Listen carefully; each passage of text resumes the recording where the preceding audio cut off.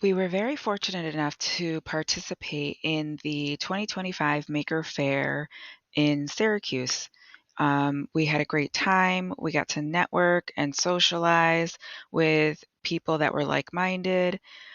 Basically, everybody I met was really decent person that knew so much about so much, and I really enjoy talking to people like that. I'll show some video here and there about some things from the fair, so you'll be able to see just a couple of little snips. I couldn't capture everything because I had to keep going back to my booth and checking in on everything. So I captured some video and some pictures of, what I could get. Um, Everybody that participates in the fair has to have some sort of showcase. So what we did was we had free little giveaways that were just like plain white fidgets, and it was paint your own. So we told people you can just use acrylic paint, paint it whatever colors you want, free to take one. So those were pretty good.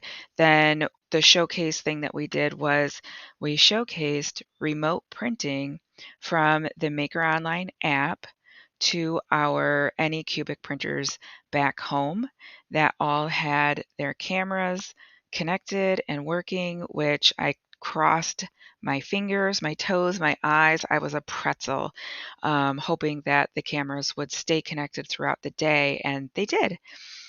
As people came over to the booth, I would ask every hour on the hour if somebody wanted to try out remote printing, and then I bring up my phone, it's usually a child, and ask them what's their favorite, animal or movie character or topic or book or whatever.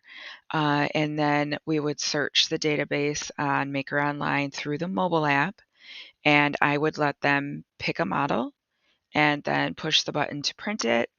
And then on the TV that we brought, we would display it and show the printing process. They could walk around the fair, come back, check the progress, and then they give me their name and address, and I mailed out the items that they printed. We had 5 printers ready at home with filament, and everything was loaded into the slicers with the correct colors and the correct names and the correct everything.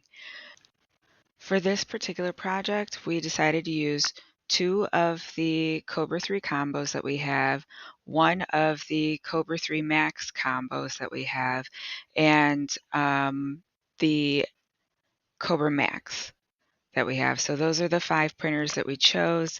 Unfortunately, my S1 is down right now.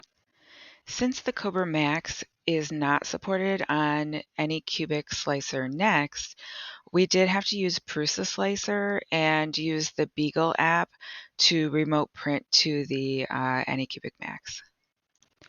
I'm really sorry about the stretched out aspect ratio of these videos. I've tried everything I could think of to get them to normalize, but I couldn't do it through the app that I'm using.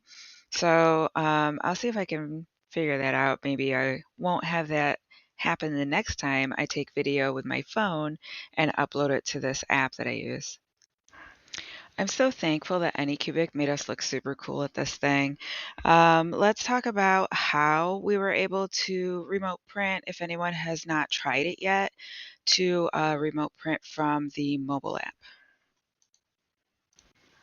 This was certainly my first time trying to print from the mobile app, so I was very excited that it actually worked. And I probably don't know everything about it, but here's some stuff. Start by opening the AnyCubic app, then click on Model Library at the bottom and search your keywords at the top. This one is going to be a horse. The girl said that that was her favorite figure, and she picked out this little pony keychain, which I thought was really adorable. So once I get there, I scroll down. This is the only button I have, Save and Print. So I click Save and Print, and then I click Print. Then I get to this screen, and the only option is Next. There's no edit button. There's no way to change anything. Pick your printer, pick your settings, and then you print. So now let's take a look at why we had such limited options. I'm going into the slicer and then going to the home screen and doing the same search. Putting in horse, maker online, selecting the exact same model, and just taking a peek. And there's no raw file, there's really only one print profile, and that's it. So that could be why we didn't have an edit button or any options at all. It was very limited. Now let's go ahead and take a look at the giraffe. This is another model that we showcased, and using the app, this is how the little girl picked out the giraffe that she wanted me to print for her remotely to one of my home printers. So I click on the model and I scroll down. I have save, I have print, I click print. Then select the printer I wanted, and the next screen is going to show some options that we didn't have in the horse one. We have what looks like a little online slicer. It has some very basic things going on. You could pick color, you can rotate things and take a look at it. Here I changed the color to what she wanted, a blue giraffe. I could not resize or multicolor, not on this particular file, but you can see other options here. You could turn on and off supports, on and off the brim. You can change your settings from standard to something else. I thought that was really cool that there was some additional settings that I guess not every file in Maker Online database has. Then I get to the screen, looks very familiar. Pick your settings, print. Okay, so let's take a look at that giraffe in Maker Online. Let's do this. Get off of there.